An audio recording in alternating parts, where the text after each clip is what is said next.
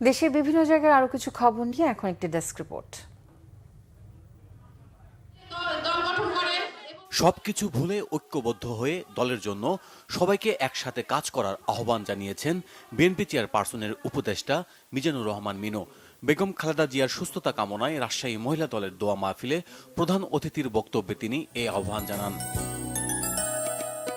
2 দিনব্যাপী তারুণ্যের মেলার উদ্বোধন হয়েছে সাতক্ষীরায়। সকালে শহীদ আব্দুর রাজ্জাক পার্কে মেলার উদ্বোধন করেন জেলা প্রশাসক মোহাম্মদ মোস্তাক আহমেদ। তারুণ্যের উৎসব উপলক্ষে পরিষ্কার পরিচ্ছন্নতা অভিযান হয়েছে ঝালকাঠিতে। সদর হাসপাতাল চত্বরে পরিষ্কার পরিচ্ছন্নতা কর্মসূচির উদ্বোধন করেন জেলা প্রশাসক আশরাফুর রহমান। দিনব্যাপী পিঠা উৎসব হয়েছে খাগড়াছড়িতে।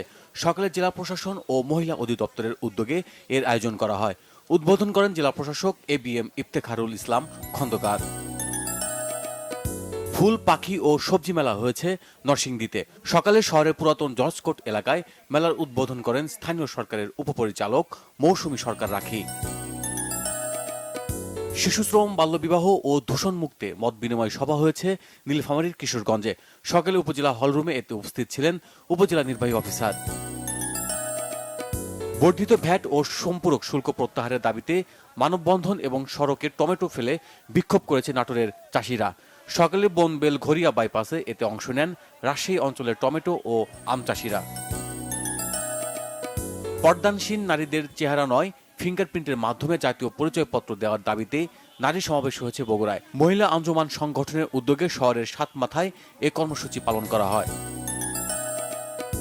স্থায়ী বাঁধ নির্মাণ ও নদী ভাঙ্গন রোধে মানববন্ধন হয়েছে কুড়িগ্রামে। দুপুরে সদরের যাত্রাপুর ইউনিয়নের ব্রহ্মপুত্র নদের তীরে এ কর্মসূচি পালন করেন স্থানীয়রা।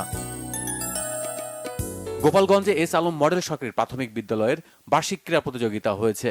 বিদ্যালয় প্রাঙ্গণে এর উদ্বোধন করেন অতিরিক্ত জেলা প্রশাসক Salma Parvin.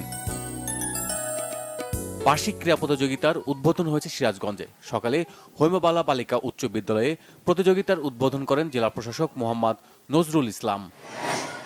Bangla vision news desk.